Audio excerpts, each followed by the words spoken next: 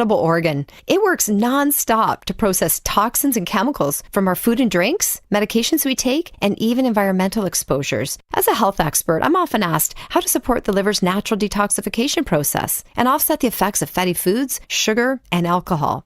I recommend Active Liver by New Nordic. This gentle plant-based supplement is an effective way to support your liver's vital functions as well as your energy and overall well-being. With its powerful blend of turmeric, milk thistle, and globe artichoke extract, Active Liver is the perfect way to keep your liver healthy and you feeling your best. Active Liver is available in both a delicious gummy or tablet. You can find Active Liver in the vitamin aisle at your local CVS or online at Amazon or newnordicusa.com. The city of Murfreesboro is growing, and we need your help to prove it by participating in the special census. Murfreesboro Mayor Shane McFarland. We want to get an accurate count of our residents compared to the last census. The more people that are counted, the more state shared revenue dollars Murfreesboro receives. It's fast and easy. Complete the form online at murfreesborocensus.com. Count me in. Okay, count me in. And count me in too. Let's make sure every resident counts. Visit murfreesborocensus.com. Good Neighbor Network, FM 101.9 and AM 1450 Murfreesboro, FM 100.5 Smyrna, audio and video streaming at wgnsradio.com. This is the Roundtable. A look at the news, views, politics, and people that are shaping Rutherford County. And good morning, everybody. Welcome to your Tuesday morning edition of the Roundtable Show with Rick and Wayne. Come to you every Tuesday morning here at WGNS. And good morning, buddy. Good morning, Brother Rick. Are you keeping up with basketball? I know it's not your thing, man. I've watched some of it, but when you have a couple of grandchildren to keep up with too and keep them busy, that takes away a little bit of your time. But yeah, I have watched it, and there've been some really doozies, great games. Yeah, of course your blowouts there in that first round, but the teams making it to the Sweet 16. There were some amazing ball games. Sure was. So, brother, I think spring had sprung. How's your horses? Everybody's great. I turned them out this morning. They wouldn't even eat the hay. They're loving all the grass that's coming up and everything. So they're a little bit of clover, I suspect. A whole lot. They'll start foaming at the mouth here before long. Clover and horses don't get along very well. But March Madness is a different animal. I suspect that football will eventually get to that point as far as the playoffs, but the big dance is a thing all by itself, I think. It is. I mean, and basketball's made to where you can do those multiple games, but like you're saying, football, they make it to 12, and now there's talk they're going to do another 16 because not enough conferences are getting a chance. So, yeah. Well, it's like when I guess it's still they don't call it 1AA, but the 1AA playoffs. I think they had 16 teams, or were there more? I don't recall now. I don't. So, but boy, I tell you what though, that's brutal on those guys. They're already playing 12 games, and then you add another 4 to it. That's right. That's tough on your body. So, are you making it through the pollen and stuff? Okay. I'm doing good so far. I thought I was, but this morning. My mom, it's starting to get a hold of her a little bit. No. But now we changed the air filters out. I do them about every 15 days during this time of year, so just need to. Yep. Brother Rick, this morning we have a great friend that we've had before, and we always enjoy her coming, and her message is always so important, especially about I think she'll correct me as far as the disease, but something that affects so many families, and it's so difficult for so many families to deal with. But this morning, Cheryl Blanchard, Middle Tennessee Regional Director of Alzheimer's Tennessee, and Cheryl, you've always shared so much information, and I just think you're really helpful with dealing with an issue that just pretty much compromises families from time to time. It really does. I think I saw a statistic recently that about 2 out of 3 families will basically fall apart when they're dealing with a diagnosis. We see oftentimes, even if there's 4 or 5 children, one does everything, the others just kind of back off, and so it gets super stressful for them. And even in marriages, relationships with the caregiving parent and the children sometimes can really be devastated, and that's why we're there. We're just there to support those families and guide them through, as you said, a very, very difficult time. You do amazing work. Remind our audience, we were talking before the show, but I thought I'd remembered that there were 80 different types of dementia, but you said there was probably even more than that. Probably more than that. And what we need to remember is that dementia itself is not a disease. So kind of technically, it's not really the final diagnosis. So we see the word dementia as an umbrella term. So this umbrella covers cognitive changes, short-term memory loss, difficulty with word finding, maybe even getting into things that cause hallucinations and delusions.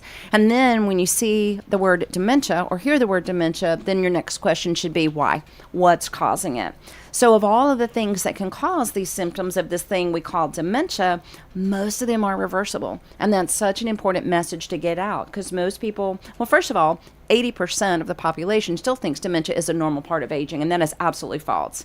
Sadly, about 60% of the medical community will still say dementia is a normal part of aging. So just getting that message out that it's not. There's normal aging and then there's not normal aging.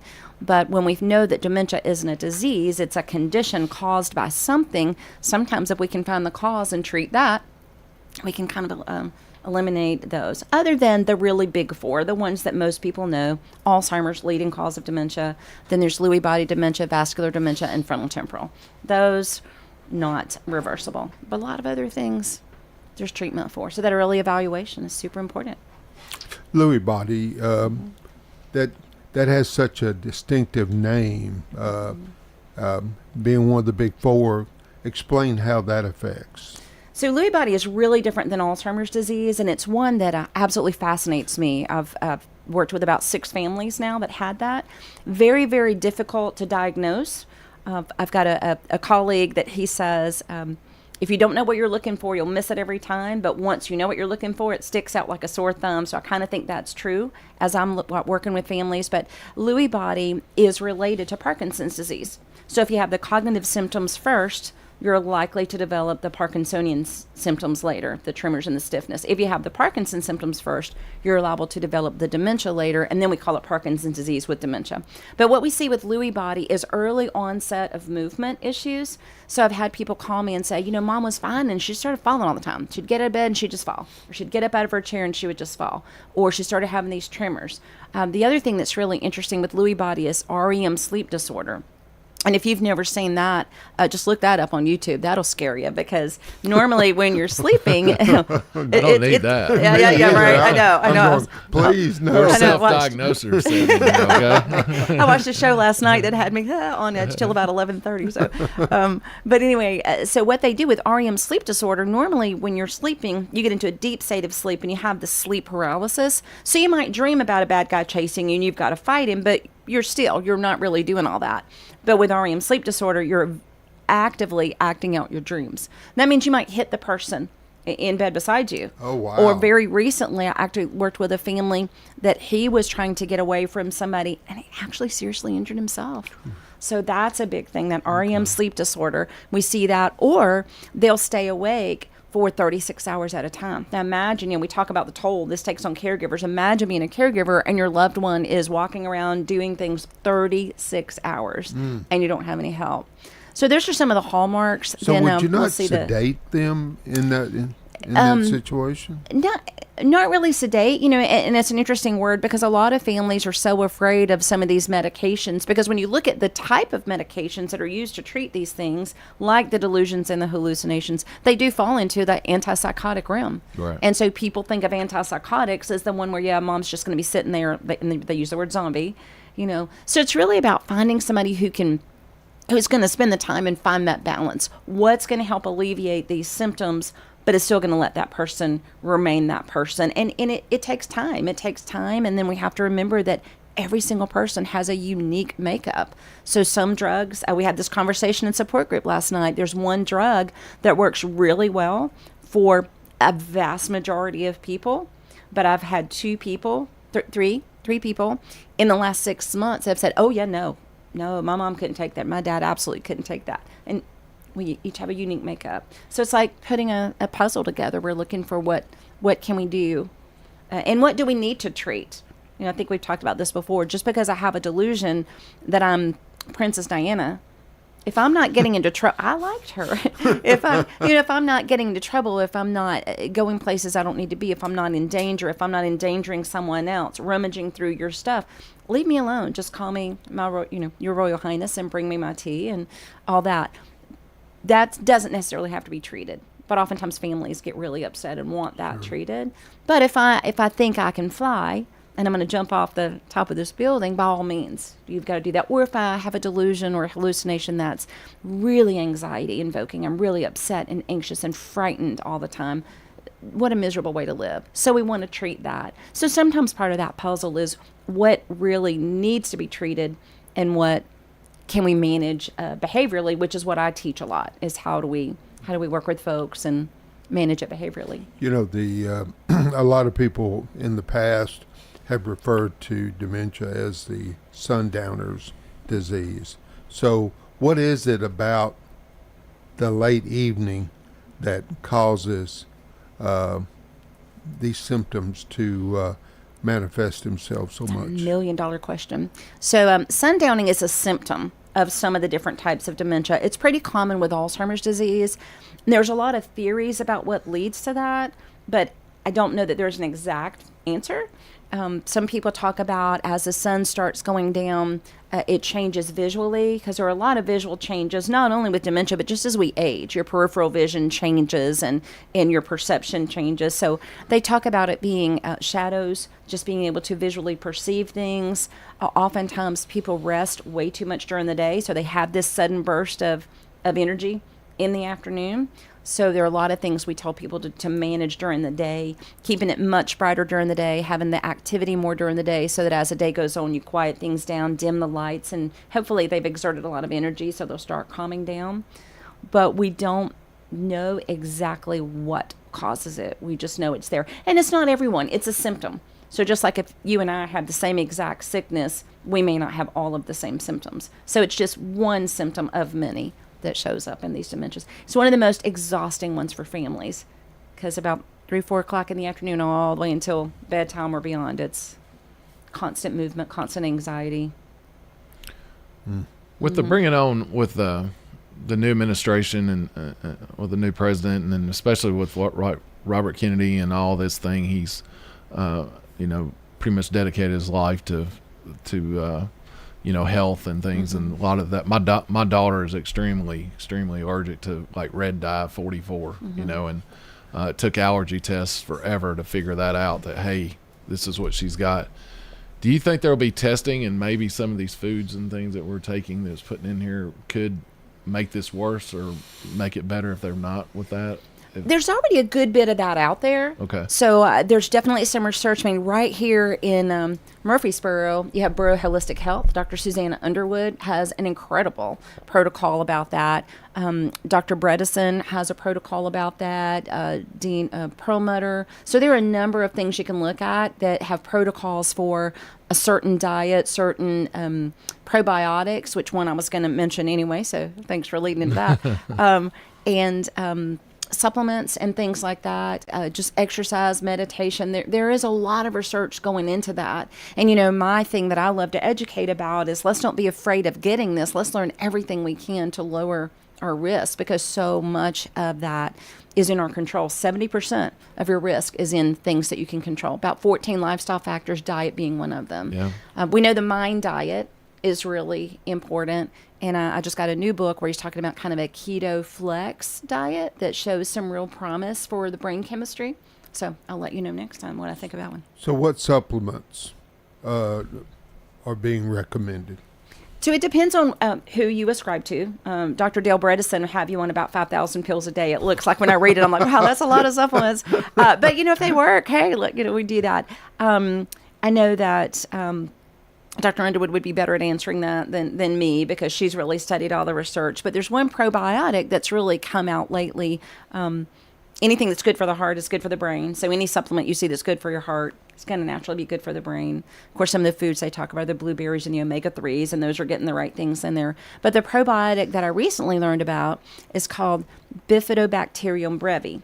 And some of the research has shown, and back to your point, some of the research has shown that the gut microbiome of a person with Alzheimer's disease is vastly different than the gut microbiome of somebody without Alzheimer's disease. And it's specifically missing something called actinobacteria. That's a particular kind of gut thing that should be in your gut microbiome. It's not there for people with Alzheimer's disease. But this Bifidobacterium brevi has been shown to really improve the gut microbiome, and especially the parts of it that connect to the brain or communicate with the brain or send the brain what it needs. There are people that'll call the gut the second brain. So that's pretty fascinating. And that's some research from Dr. Gregory Jica out of the University of Kentucky. So he talked about that. Absolutely fascinating research. So where would someone find something with that kind of name? Bifidobacteria. Isn't that fun to say? Well, for you. Yeah, I practiced. That would be one. It probably just a really, really good natural health store, a holistic medical center. And like I said, we've got one here in Murfreesboro. She's done a lot of research into dementia and things like that. So there are tons of protocols out there. I can't say, yes, this will definitely help you. But in general, most of the more holistic approaches aren't going to hurt you. So why not? Sure. Like getting your hearing checked. You know, a lot of people don't know if you've ever had your hearing checked. I haven't since I was a child in school. But there's a lot of research now relating, it's not causality. We can't say hearing loss causes dementia, but there are certainly a lot of connections with the difficulty communicating, which would lead to social withdrawal, which will lead to depression. And we know that social withdrawal and depression are risk factors for dementia. So study after study has shown this kind of correlation, or association is the word they use, between hearing loss and dementia. And then if you'll treat the hearing loss, it has shown some improvement in your risk for dementia. So very simple things that we can do to lower our risk. So self-esteem is possibly a cause? Depression.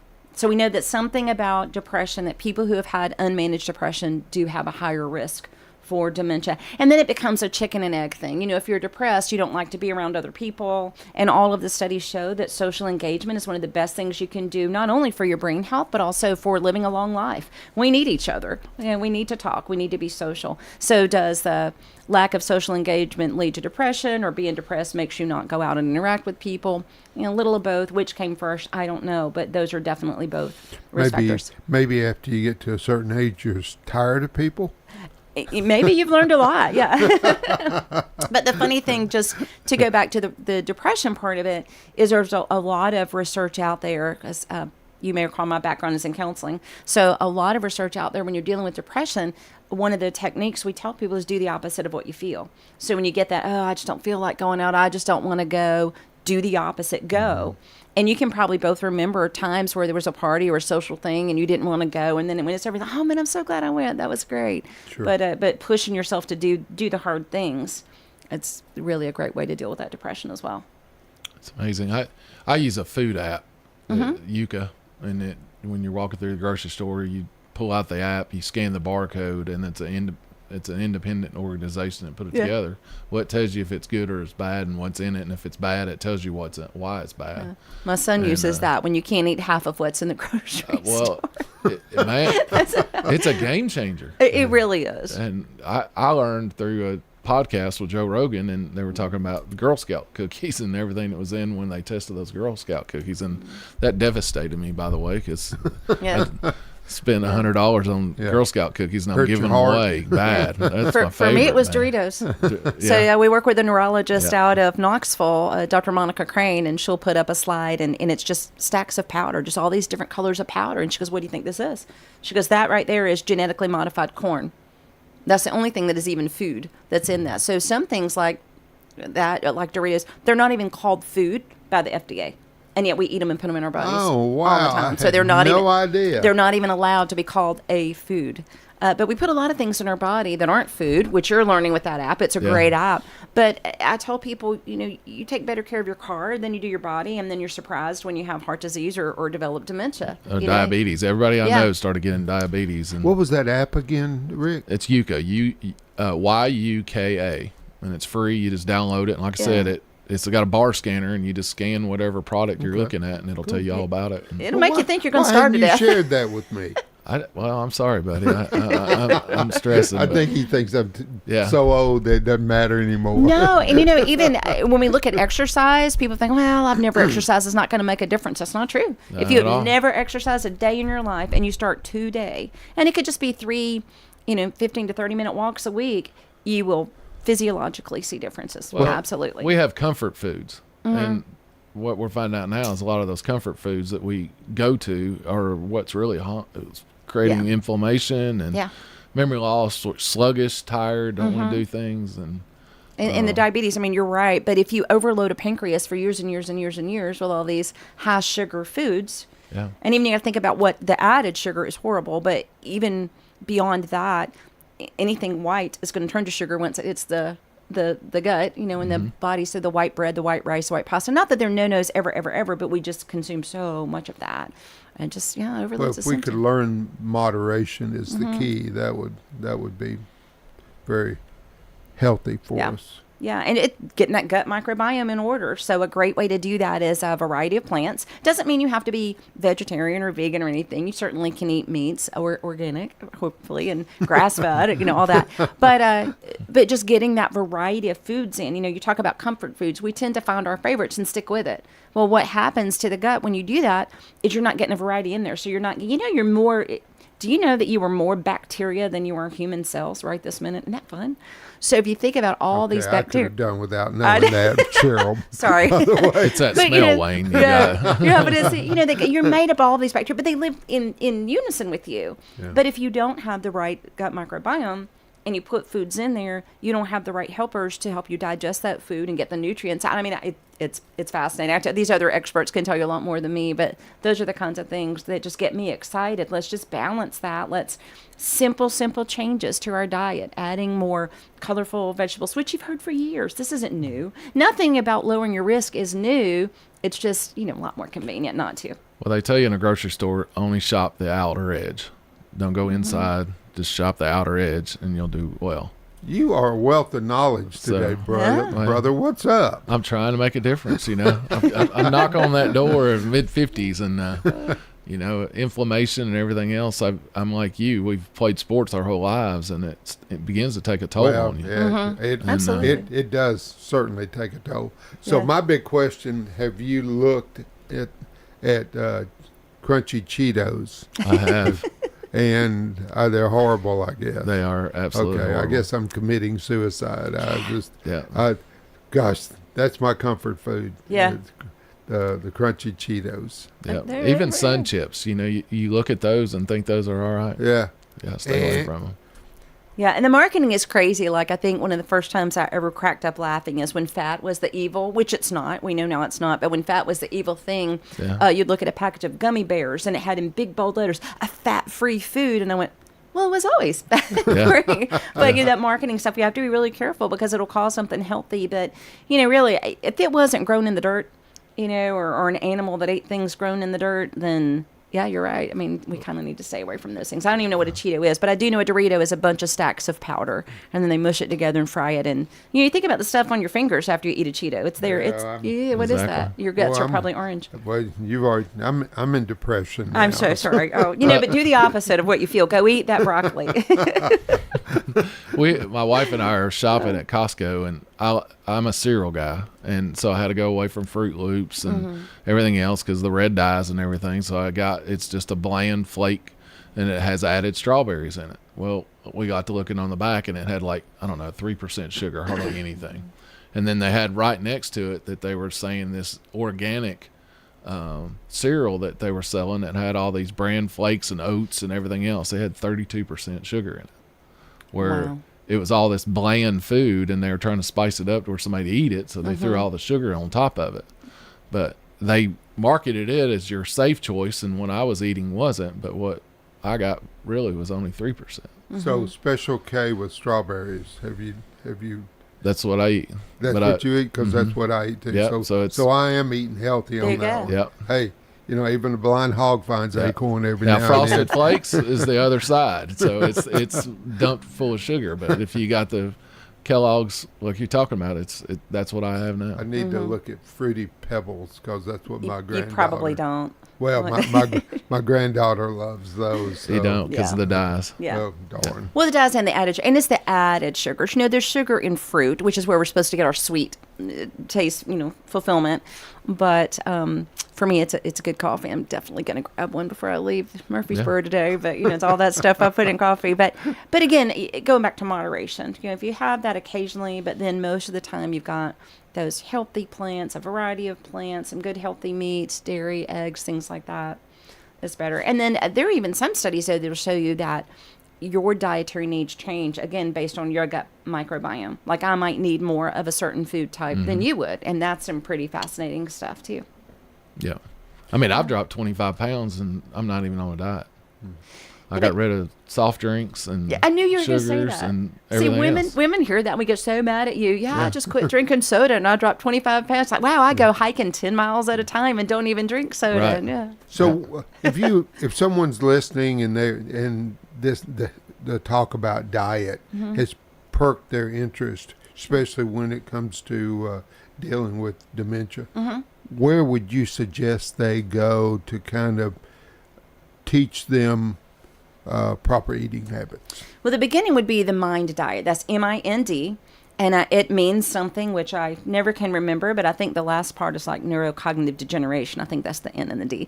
But if it combines Mediterranean, the Mediterranean diet has long been recognized as one of the healthiest ways to eat. So it combines the guidelines of the Mediterranean diet to the DASH diet, which is cardiac, for heart, and puts those together. So that one is kind of the hallmark. So you can just look that up. We actually have a handout about brain health and about the MIND diet. So if anybody would like to get that, I think we have a section on our website. I did a webinar last summer called Did You Know? So if you go to our website, which is Alls Tennessee, spelled out Tennessee, allstennessee.org/Did You Know? They can find that 2-part webinar about brain health and lowering your risk.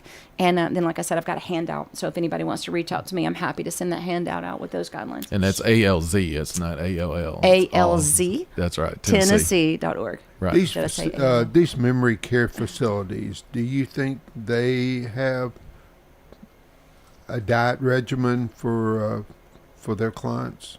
Yeah. I'm not sure. I think that would probably come down from a corporate level of what they were going to cook and what their chefs were going to be able to do. I think they certainly try. But the interesting thing about dementia, or one of the other interesting symptoms, is oftentimes their taste has changed. So again, as we age, I hate using that word today, but as we age, our vision she changes. She keeps looking at me I'm looking for sympathy because I'm right here with you. But as we age, you can lose that sense of smell. And think about it. Last time you had a bad cold, really stuffy nose, nothing tasted good. If it doesn't taste good, you don't eat. Because let's face it, part of the enjoyment of eating is not only that it stops us growling that my stomach is doing, but it tastes good. You enjoy it. It's pleasurable. So the sense of smell changes. And that's why oftentimes with dementia, what we'll see is people just get really hooked on sweets. Do you know why? Not just because they're yummy, because to taste sweetness does not require smell. It doesn't. For what the part of the tongue that picks up sweet doesn't require smell. So I can still taste the sweetness. So one thing we do, or well, not me, but one thing that communities will do for people who have dementia who have stopped eating, as long as there is no diabetes, the reason they can't have it is you're going to be like Elf and we're going to put some syrup on spaghetti, or I'll say put a packet of sugar on that hamburger, because when I taste it and I enjoy it, I'll eat more. Or let them eat the cake. Marie Antoinette, so let them eat cake. So there's a lot of that too. We've had you several times, but you always bring something interesting to the table. Well, so. thank you. Well, you bought a boatload of information here. We're not even touching it because of the subject we're on. But I think it's important that it's beginning to, be talked about now, and people are really seeing some differences. I know I am with my wife and I both. So. Yeah. Well, I just think it's exciting. I hate for people to live in fear of this disease. Yes, it is terrible. Yes, it is so painful to watch your loved one go through it, but it's not inevitable. So let's learn, what can we do? And when you hear the experts like we bring to our research symposium, when these guys are standing up there saying, hey, about 45% of risk is manageable with these. You change these 14 lifestyle factors and you can mitigate about 45% of risk. And then you hear that only 30% are the things you can't control: age, gender, ethnicity, and genetics. That's only 30%. The other 70% are within our control. Man, I get excited. I'm like, let me get out here and tell the world about this 70%. So the exercise, the diet, the social engagement, learning new things, the gut microbiome, get your hearing checked. These are simple things that we can do, and we don't. We get busy and we just don't. Or it's so much easier to drive through an unnamed fast food restaurant on the way home than go home and chop vegetables and eat those kinds of things. It changes your whole outlook. I mean, you came in this morning and you went hiking this weekend, and you did a kind of a tour of a thing, and I could tell your excitement in telling us the story about what you did that motivates Wayne. Now he's going to go hiking because hey, of what you told him. Let's go. So, but that changes your whole outlook when you do force yourself to get out there and do it, or get out and exercise or something else. It can, like you said, that's within your control if you'll just control it. And in this area, there's no reason not to. I think I heard the people before us were talking about the local parks. And they're building this new one that sounds amazing. But we've got like 15 miles of greenway trails here in Murfreesboro, all along the river. It's beautiful. So even when, I do hike a lot, but even when I can't get out on a hiking trail, I can get on that greenway. And I can get that brisk walk in, and I can get that extra exercise. The sunshine is good. Maybe not quite as much as I got this weekend, but, sunshine is good for you. So, just start small. Start walking today, They can do it, especially at the right way. That's right. That's I want to get right. Wayne over on the walking trail over on the Stones River, because I've rode horses over my whole life, and now they've made a walking trail over about 2 miles of what we rode on. But that's where the Coleman Scouts during the Civil War, that was their hideout spot all down through there. So Coleman Bluff, but I'd like to get him over and show him some of it one day. Let's go. I'll take you on a wildflower hike. That's right. You listen to Cheryl Blanchard. She's the Middle Tennessee Regional Director of Alzheimer's Tennessee. We're going to take our first break, and we'll be right back with you in just a minute.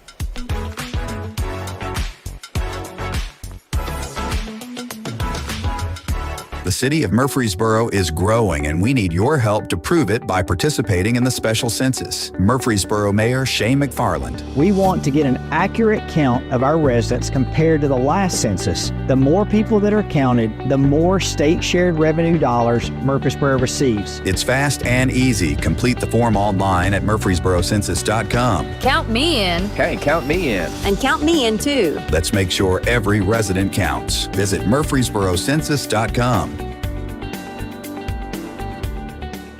Middle Point Landfill's Mike Klassen. Between our property and the county landfill property, there are 1,000 contiguous acres. Middle Point Landfill. How do we make a career training center to help drivers and welders and technicians and environmental scientists and put a state-of-the-art property out there? Or maybe it's to build a multi-million-dollar STEM accelerator facility that partners with county schools that could utilize our 1,000 acres and all the ecological preserve we have out there to really push STEM education. The answer's here. Middle Point Landfill.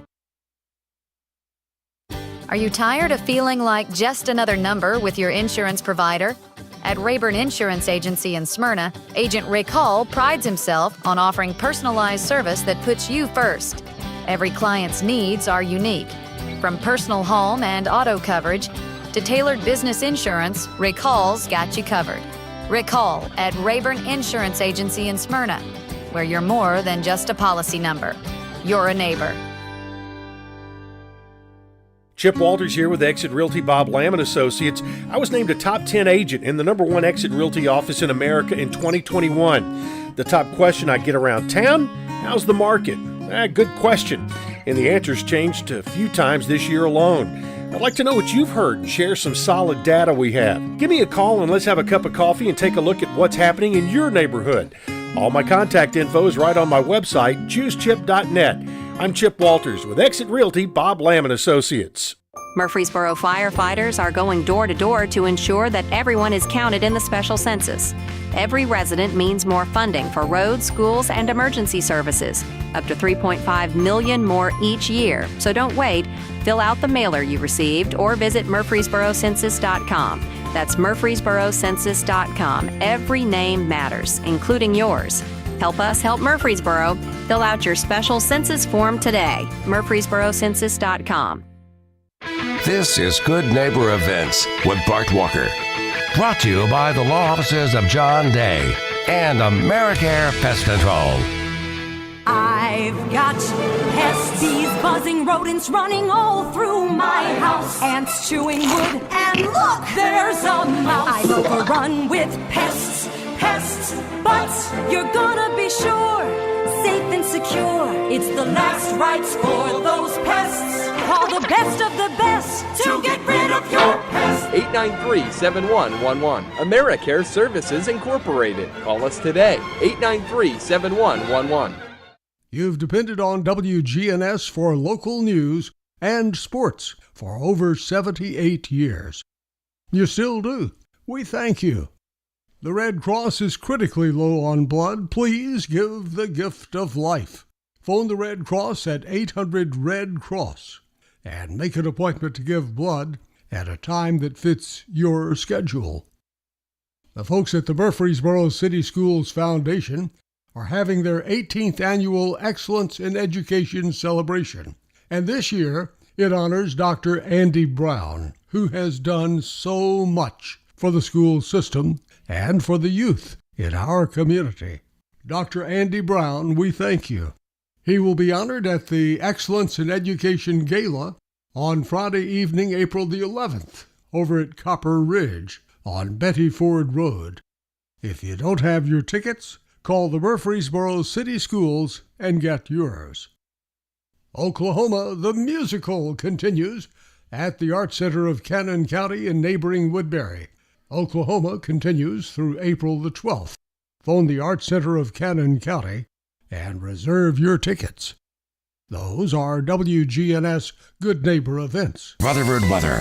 Skies will become mostly sunny here this afternoon with a high in the low 70s. Tonight, mostly clear, low near 40. By Wednesday, sunshine high of 68 degrees. I'm meteorologist Jennifer Wojcicki on News Radio WGNS. Currently, it's 56. Broadcasting from the Middle Tennessee Electric Studios, MTE Sharing Change is funded by members who round up their electric bills to the nearest dollar each month as a donation and support hundreds of local nonprofits. Find out more at sharingchange.org. This is the Roundtable from News Radio WGNS on FM 101.9 and AM 1450 Murfreesboro, FM 100.5 Smyrna. Listen and watch at wgnsradio.com. Welcome back to the second segment of Tuesday Mornings with Rick and Wayne.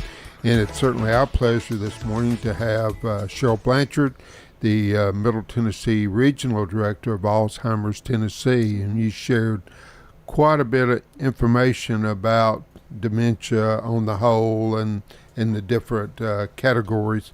But you got some fun things to talk about now, don't you? Do have some fun things to talk about. So first I'll tell you what we did last month, and then we're going to jump into what we got coming up. So in February, we always go up to the Capitol. So we have a legislative day. So we had about 85 advocates went up and spoke with the governor or state representatives or state senators, and it was fantastic. So I got to see all of our Murfreesboro people when I was up there, and we just go up and advocate for people living with a diagnosis and their families. So that was a great day. Just wanted to put a plug out there. If anybody's interested in that, would like to join us, we always do that in February. You can follow our Facebook page or just call me at the office for details. So that was really exciting to spend the day on the Capitol. But what are you guys doing this coming Saturday? Well, I have the event for you. So well, that's a deep subject. I know. So a lot going on. a lot going on. A lot of choices, but hopefully some of you guys will consider coming and joining us. So this Saturday, it's not here in Murfreesboro, but it still is for Middle Tennessee, is our Middle Tennessee Walk at Franklin. So Saturday morning, bright and early, we'll be set up at the park at Harlansdale Farm. You know, we were talking about, excuse me, being outside and going for walks. beautiful walk we've got set up there. It goes along the lake, and then they've got a new bridge that goes over, I think it's Spence Creek. So beautiful day outside. All of those funds go right back into Middle Tennessee, because we've talked about that before. As a statewide local organization, when we raise money, you're guaranteed it stays right here in Middle Tennessee to serve local families. So we love sharing that message. We're kicking things off. Registration starts about 8:15. And at 8:45, we've got kind of a local celebrity, Michelle from Nashville Line Dance. She travels all over the country teaching line dance, even right here in Murfreesboro. Michelle is going to be there teaching a line dance lesson around 8:45, 9 o'clock. And then after that, we're going to dance to music from Billy Tarkington and Bonafide Outlaw. They're a local band. They play up in Smyrna quite a bit, several places in Smyrna. You've probably heard of them. Fantastic music. There is a rumor that I might be up on stage to do a little backup singing. I'm saying if you want to donate $1,000, I will guarantee that doesn't happen. But we have a good time getting up there and playing around. For the kids, we've got lots of activities. A children's activity, a little duck pond, face tattoos, bubbles, and then we have got the Easter Bunny joining us at the park for free pictures. Free is the key word. I don't know when it started costing a fortune to go see the Easter Bunny or Santa Claus, but we're doing that for free right there at the park. So come out for that, bring your boots, do a little boot scooting, bring the kids to see the Easter Bunny, and then we always include pets. So we have a pet tent sponsored by the farm at Natchez Trace. So we bring the pets out, and we have a most purple pet contest. We have a best dressed contest, and then best overall. They're going to win a great big prize. But we also have pet mascots raising money for the cause as well. So I've got a pretty heated competition going on with a couple of our pet mascots right now, and they are vying for their pet to be our representative on all of our brochures, flyers, advertising, and everything else for the following year. So that's getting pretty. I think when I looked this morning, they were about $10 apart. So I know one pet in particular is going to hear that and call everybody he knows, or she's a female pet. The owner is a guy. So excited. So just lots of fun for the whole entire family. And we've got a Tennessee Craft Butcher. Have you checked them out yet? Oh, yeah. Oh, boy. They're going to be there with their food truck, the Meat Wagon. I'm excited. So it's going to smell great.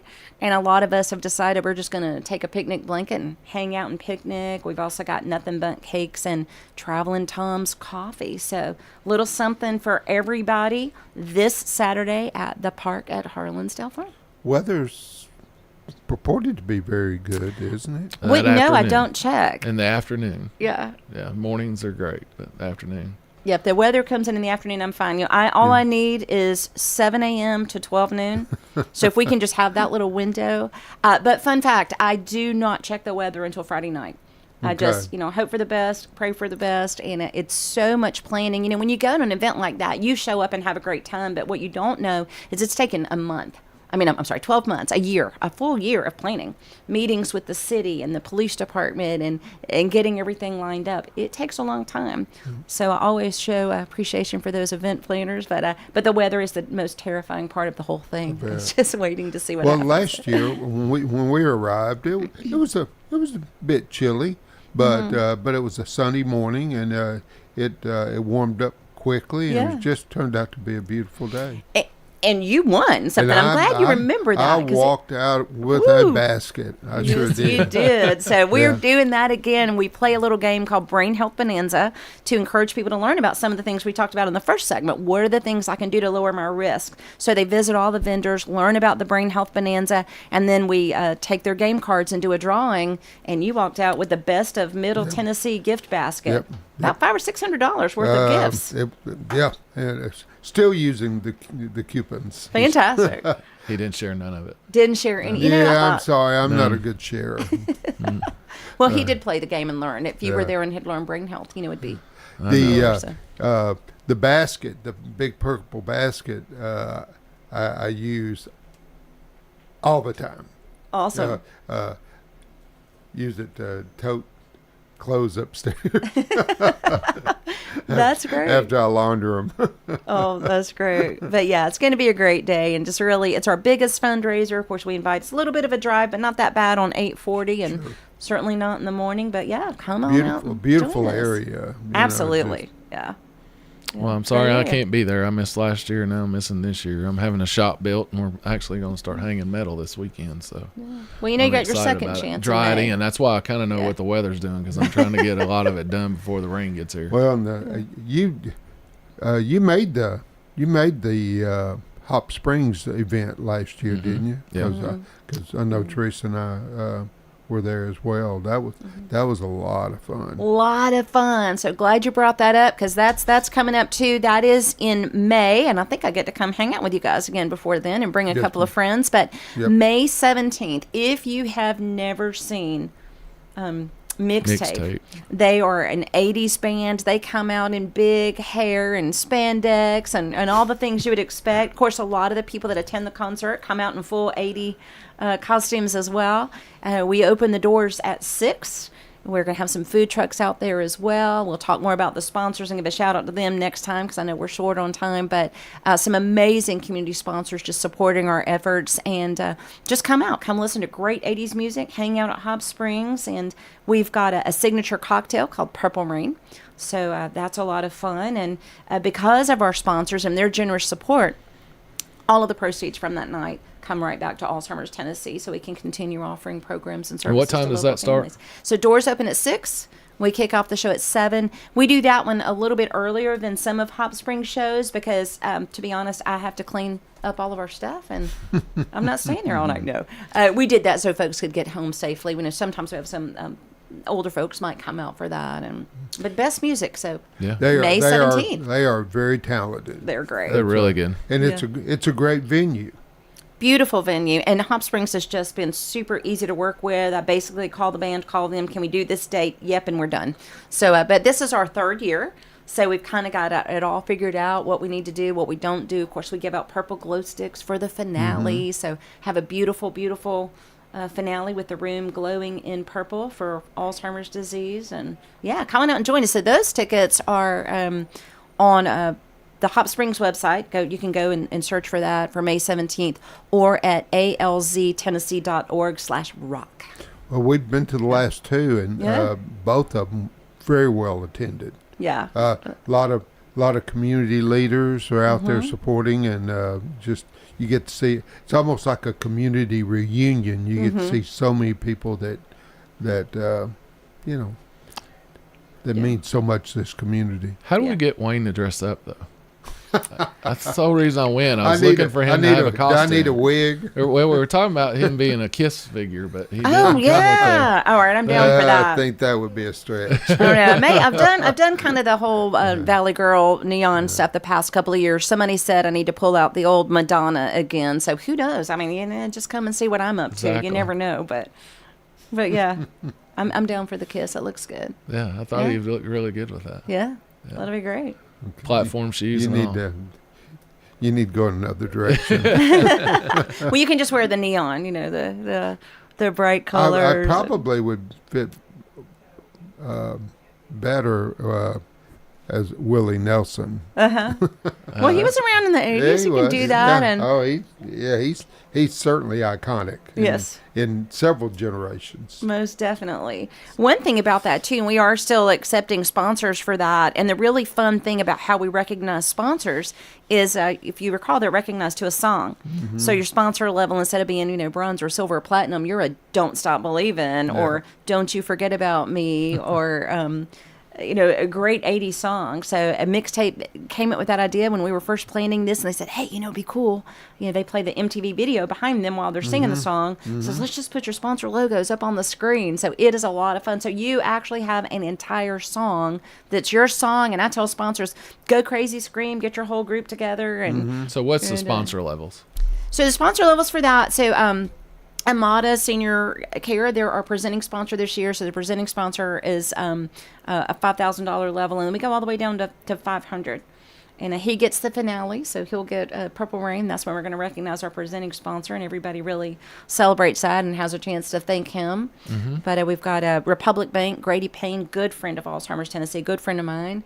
They came in with a really great sponsorship. Borough Holistic Health, who I mentioned earlier, they've come in every year. And then we had some fundraisers this year, too. So Middle Ground Brewing, Mr. Brew's Tap House, and Morning Glory Orchard all did fundraisers, and they turned that into a sponsorship for this event as well. So that's great. Just the whole, like you said, it's a community thing. And I just love for Murfreesboro to know that this is really a community event. We've got a lot of great community sponsors and partnerships. And then just invite everybody to come on out. Lawyers, Land, and Title, you know them. And then Baker Rayburn with Rayburn Insurance up there in Smyrna. They've been doing business there a long, long time. They come alongside of us every year, too. And again, all of that, you're not really sponsoring a concert. That is a fundraiser. It's a way to help us raise that money that goes into all these programs, the support groups, the education, the outreach, the even, brochures with educational impact, the Silver Alert kits, which we've talked about a number of times. The podcast that I've listened to several of those over the year, and they're extremely informative. The one I remember the most was dealing with loved ones during the holidays, Thanksgiving and Christmas. Yeah, a lot of questions come up around that. So that's our Dementia Caregiver podcast. You can also find that on our website. But yeah, the holidays, even as Easter is approaching, we'll get the question, well, should we pull mom out of memory care and take her to my son's house? Should we travel? Should we put her on a plane? And the answer to that is, I don't know. It could go either way. So we help families put together a plan. How does your mom do when you take her out for smaller events? We put a plan in place, like having a private room, a quiet room where they can retreat if they need to. We prepare the family. Hey, it doesn't mean grandma doesn't love you. If she doesn't want to be around, it's just too much. It's overwhelming. There's a lot of noise, and she may walk away, or she may ask to leave, and try not to let that hurt your heart. Because it's not intentional, it's not willful, it just is their way of coping. So a lot of preparation with families on that. This is a question from left field, but some of the things that you described that Alzheimer's patients deal with, children with autism also deal with, especially the loud sounds and the interpersonal relationship, especially with a stranger. And it's just... not that there is a connection, but it just seems like that's unique, that there's some similarities in there that with the elderly and with the with youth dealing with the the similarity is we're dealing with a broken brain. We're dealing with a brain that doesn't process information like other brains. We're dealing with a brain that parts of it are not working like they used to. And with Alzheimer's, what we've talked about before is the frontal temporal lobe often gets impacted, and that's my judgment, my social graces, my manners, my knowing what's going on and how to take in information from you.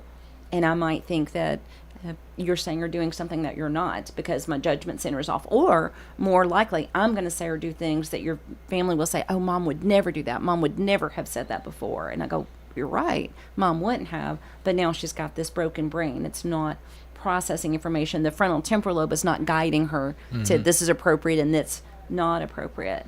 And then we learn about how the brain is different, how things are from the left side of the brain versus the right side of the brain. So interesting, language is one of the first skills we lose, and especially nouns.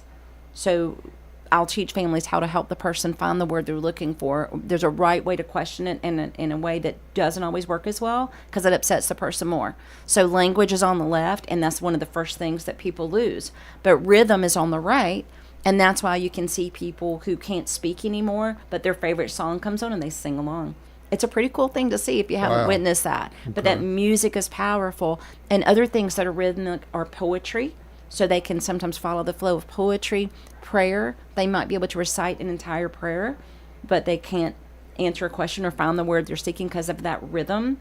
And the other thing that really throws people off and confuses them is social chit-chat is also over there. That sing-songy, hey, how are you doing today? And you'd go, well, I'm fine. How are you? And I say, man, isn't it a gorgeous day outside? Yeah, I love that sunshine. Why? Because you learned that when you were 3 or 4 years old. Mm-hmm. So that rhythmic, that chit-chat has remained. Okay. So a lot of families or people will look and go, well, I just talked to your dad for 30 minutes. He's fine. What are you talking about? Yeah. Well, you did the social chit-chat, but you didn't ask him what he had for breakfast 2 hours ago. Or ask him one of those things that he has to really process. So that throws people off.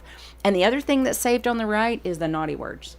So they're over here for, I don't know why that falls on that rhythm, but it does. So you'll see people saying things that they never would have said before, but combine that with the frontal temporal lobe not functioning, and I know the word, but I forget that it's a word that we don't say out loud or in Right. certain situations, and out it pops. Yeah. And that blows families' minds sometimes as well. Well, that they can remember something 50 and 60 years ago, but can't remember 5 minutes ago. Yeah, and it's a storage problem. So I think I've used this example before, but remember back during COVID, there was no toilet paper on the shelf anywhere. So you couldn't go get it because it was never put on the shelf. So that storage compartment, it wasn't filled. Or if you think about a bucket with no bottom, there's a hole. So you say, hey, you're going to be on the radio show this day, and it doesn't, it's not stored. It's not put on that shelf. Sure. That's short-term memory. And the dementias typically impact the short-term memory part of the brain first. But the long-term memory, think about everything else you could still get in the store. When you couldn't get toilet paper or hand sanitizer, you could still get everything else. Why? Because those storage areas were fine. Those shelves were being stocked. They weren't damaged. And when you put something on that shelf, it stayed. But with the short-term memory, it's either not put on the shelf at all, or it's put there, but it's defective and it just falls right off. So, yeah, it's a difference in how those things are stored and accessed, yeah. Wow. So if people listening, how do they get in touch with you? Because I'm sure you're hitting on things that's making people going, I need to talk to her because they're dealing with this same thing, and it's acknowledged. So how do they find you? Absolutely. That's a favorite part of my job is when families call in and talk. Y'all know I can talk. So the direct office line is 615-580-4244. Our Facebook page is Alzheimer's Tennessee, Inc., Middle Tennessee, and that's a great place to go to find out about upcoming events. The walk is there, the concert is there. We've got a lot of other things coming up. We're going to do a big splash event where we're putting people in a Dunkin' tank, so that's going to be a lot of fun. So all the fun stuff and speaking events come up there. The website is ALZ Tennessee, and you spell Tennessee out, alztennessee.org. And then my direct email is my name. It's cheryl.blanchard@tnalz.org.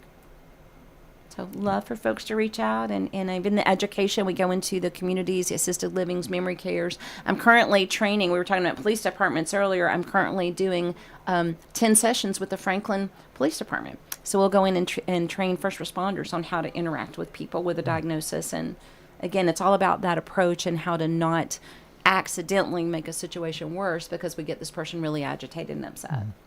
Remind our audience about the event on Saturday as far as the location, time, and... Absolutely. So it's our Alzheimer's Tennessee Walk to Make Alzheimer's a Memory, and it's the Middle Tennessee Walk at Franklin. We will be at the park at Harlansdale Farm. And if you know anything about Franklin, that's right on Franklin Road, directly across from the factory, and it's walking distance to downtown. Yep. So fabulous, historic, beautiful location there on the farm. So after that, if you want to hang out in our neighbor city over there, Franklin, and check it out, you're right there in the midst of it. We've got our registration kicking off at 8:15, line dance lesson around 8:45, live country music for an hour and a half, and children's areas with all kinds of fun stuff, the Easter Bunny, pets. Just a great, great time. A lot of music, a lot of fun. And again, it all supports your neighbors, family, and friends right here in Middle Tennessee. Every penny stays local. God bless you for your efforts. I mean, this is such a debilitating issue for families. And, just statistically, you've already said how many families are affected, and just amazing the information that you share. Thank you. It's always great to be here and share with you guys. I appreciate it. I do have a question. Rick, we went to the event last year. Have a ton of horse stalls. So do they have horses there? I mean, I didn't see any horses, but... At the park at Harlansdale Farm? Uh-huh. Well, it used to be a farm, Working obviously, farm, yeah. but yeah, now they do a lot of horse events out there. So they do still have horse events. So they're not there permanently. Right. They just do events. Okay. Well, they are, because I have a great visual person. They are in this picture. He put one in there, but they're not there permanently. Okay. That's Larry's work. But it is just a beautiful area. Absolutely gorgeous. Yeah, and we're hoping for a beautiful day for the walk and for the barn. That's right. Yeah, it's just all the way around. He needs some Amish help, I believe. Obviously, it's coming Thursday. Well, Cheryl, thank you for being with us. Yeah, as great always. to see you guys again. Everybody, I hope you have a good week, and we'll be back next Tuesday as usual. And be safe out there. Take care.